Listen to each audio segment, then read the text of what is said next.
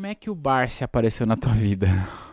Olha, o Barsi apareceu na minha vida de uma forma curiosa, assim. Primeiro, eu já ouvia falar dele, né? Por essa...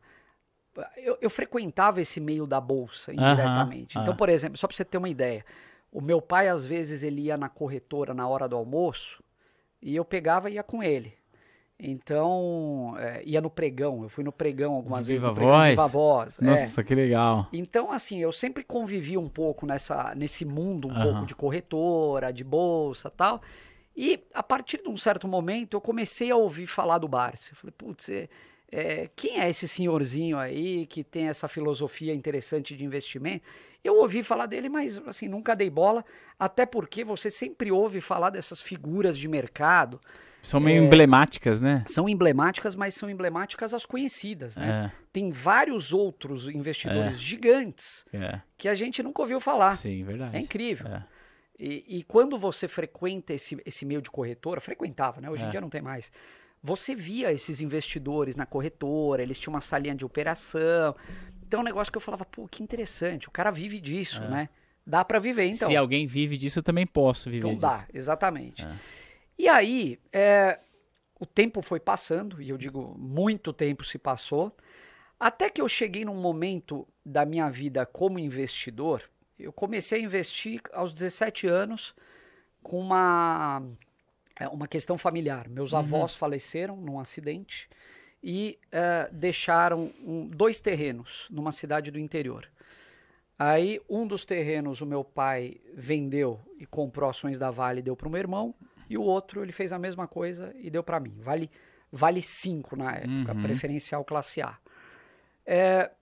Só que por muitos anos eu fui um investidor assim de acumular, comprar empresas sem se importar tanto com preço, muito mais com a qualidade do ativo. Então, as tais blue chips, né, que se Certo, é, falava muito. é, Então, é. se falava muito que você ter blue chip é Era, bom negócio, é. sabe? Não importa qual que é, né? Então, Se é uma blue comprar um chip, Banco Itaú, na época acho que Embraer chegou a é. ser, várias outras. Chegou num dado momento que eu comecei a me envolver mais com os investimentos, que eu comecei a pensar na venda também, não só na compra, Certo. né? E aí eu tinha um certo dilema, porque todo mundo falava a mesma coisa. Bom, mercado é simples, você compra na baixa, vende Vende na na alta. alta, embolsa o lucro, É. depois o ciclo começa, você faz a mesma coisa de novo. Tá, na teoria a prática é outra. Na Como que é? teoria, É que na o pessoal teoria, fala? O pessoal fala, exatamente. na teoria a prática é outra coisa, não é? Uma coisa assim. Alguma coisa assim, né? É. Ou na prática, a teoria, ou outra. Bom, Não sei, acho que é isso. enfim. Na prática a teoria é outra. Bom, enfim, É, é isso aí. mas, cara, assim, aí você começa a ver isso, você fala, pô, é complicado, porque a primeira premissa aí que é complicada é você saber quando que é a baixa e quando é alta, né? Então, pois é. Qual que eu tô comprando na baixa, tudo bem, mas tá longe do fundo do É. poço, vai cair mais, enfim. E aí uma coisa que começou a acontecer, aconteceu umas 2 ou 3 vezes, eu tinha uma ação comprada ali num preço muito interessante, própria Vale, por exemplo.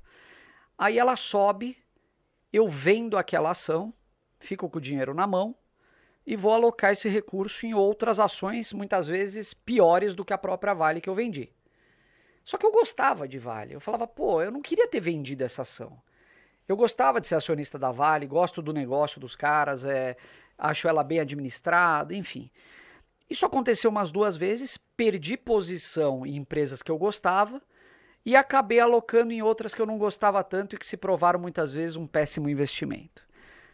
Aí, nesse meio tempo, eu vi o Barsi, acho que em alguma revista ou um jornal, alguma coisa.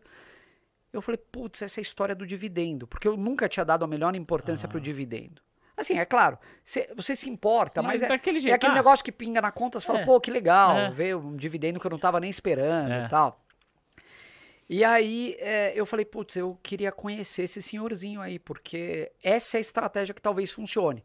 Você não precisa ficar refém das oscilações, pelo contrário, né? Você aproveita os Essas- momentos de baixa isso. para acumular mais, Ah. mas quando ela sobe, não necessariamente você vende. E ao mesmo tempo você tem um ingresso periódico ali capital de um fluxo de É. caixa que entra através dos dividendos. Pum, acendeu uma lâmpada na minha cabeça Eu fui atrás dele, aí eu descobri que ele operava numa corretora no centro, escrevi uma carta pra ele, cara, imagina só. Eu falei, pô, senhor de 70 e tantos anos, acho que nem e-mail ele deve ter, né? Aí eu escrevi uma carta pra ele, ele não me respondeu, não sei nem se essa carta chegou nele um dia, ele mesmo não lembra. E aí eu fui atrás da corretora lá onde ele operava, abri conta e tal, e fui apresentado a ele. E a partir daí foi meio que uma relação que não acabou mais. E que ano que foi isso? Isso foi em 2013, 14, mais ou menos. 2013, tem pra fazer, 10 anos, tá pra completar Quase 10 10 anos.